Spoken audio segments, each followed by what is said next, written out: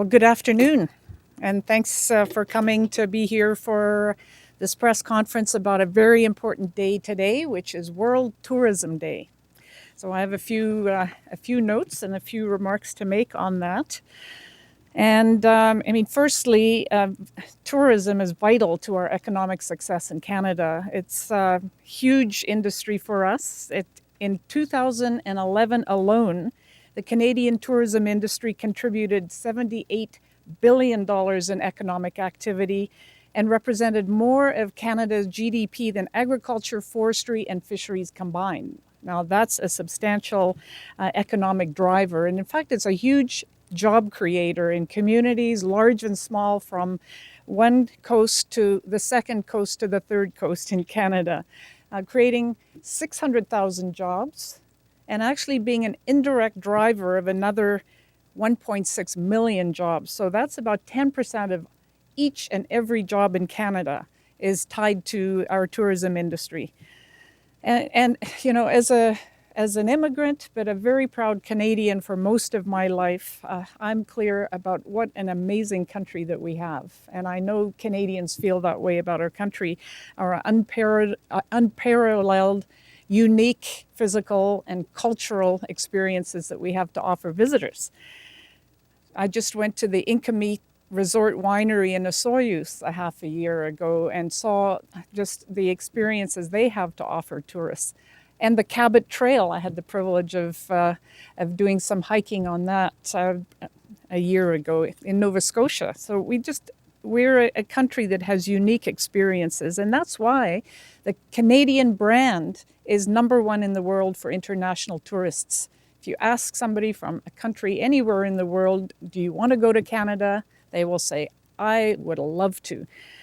So that's great news for us, for the small businesses, the large businesses, the hotels, the bike shops, the bed and breakfasts, the kayak guides, the businesses that depend on tourism for their success.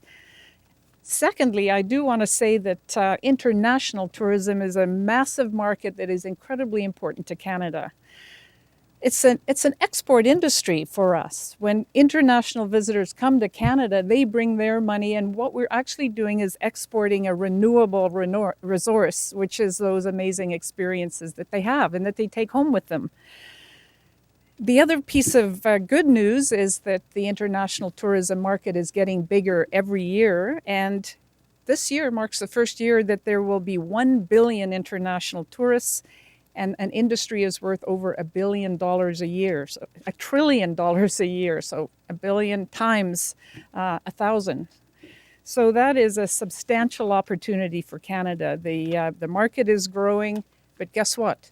Canada's share is shrinking.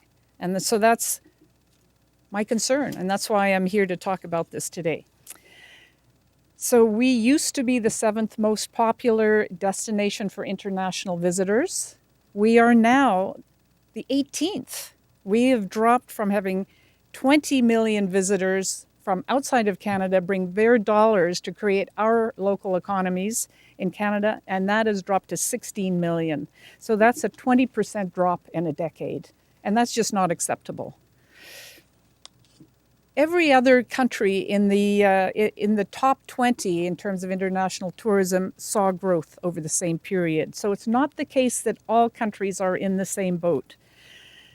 And so what this means is that we are now facing a $16 billion travel deficit in Canada, where we're taking our money to other countries and a lot less money is coming here to support our businesses in the tourism industry. So it's no wonder that groups like the Hotel Association of Canada are saying that Canada's tourism industry is in crisis.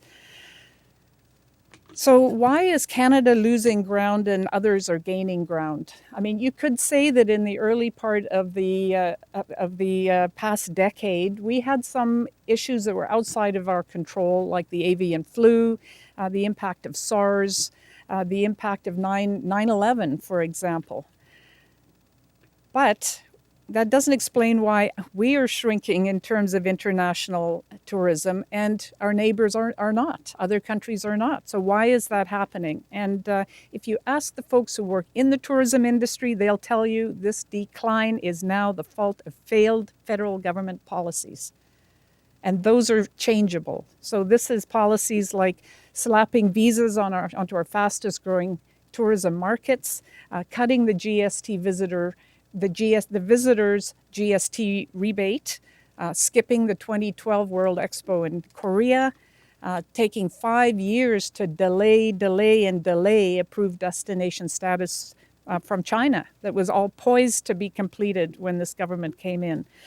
So this government on top is making short-sighted budget cuts that are affecting tourism and that are hurting the tourism operators. And that's cuts to our national parks, cuts that are meaning shorter seasons, bringing in fewer visitors, and costing all of that ecosystem of tourism businesses around the national parks.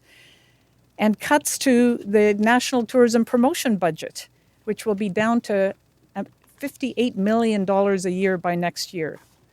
So let's just ask, why should the federal government spend money on tourism? Isn't that the job of the communities and the towns, the regions, all of whom, or many of whom, have a tourism strategy because it's that important to our local economies? So why is that not enough? Well, in fact, it's a globally competitive industry, and other countries have national investments to draw tourists from other countries into their tourism industry. So we're in an international competition for tourist visitors, and other countries are fighting for those visitors with massive investments. The United States, for example, has just added $200 million to their budget to attract tourists to the United States. So attracting visitors to Canada is the job of the Canadian Tourism Commission, and they're very good at it. Their analysis shows that for every dollar they spend, it turns into $37 for our tourist industry. So their job is to have tourists come to Canada, and then the industry itself, the provinces, the associations, and the strategies will show those tourists all of the wonderful things they can do when they get here, and the wonderful ways that they can leave their money behind in our businesses' bank accounts. So the Canadian Tourism Commission used to be $100 million a year of investment to sell and promote Canada internationally. By next year, it's going to be down to $58 million. So it should be more. That's just not enough. And let me just draw a parallel.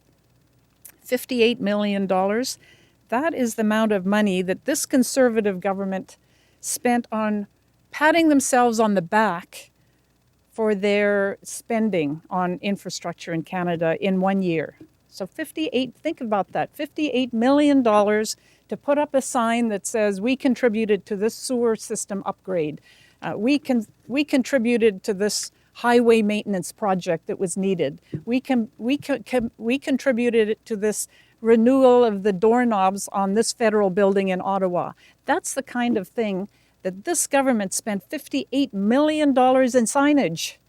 Like, how many jobs did that create in a community that depends on tourism because perhaps their mill shut down 10 years ago, and it's the source of their economy and their jobs? So misplaced priorities by the federal government. They need to be investing back into the international promotion of Canada as a tourism destination. Countries all over the world are doing that. They're out-competing us. We're losing in this competition, and that has to change. So we need a government that is committed to helping and not hurting our tourism industry and the people that work in it, and the people whose jobs depend on it, and the communities whose grocery stores, movie theaters, retailers depend on those people who are spending money in the community. So ultimately, this is not about politics. It is about business. It's about the economy. It's about driving economic growth and encouraging shared prosperity across the country in all those communities that depend on tourism. So our industry is doing its part. And on World Tourism Day, it's time for our government to start doing theirs. Thank you. So happy to take any questions. Great, thank you. Well, thanks very much for your kind attention.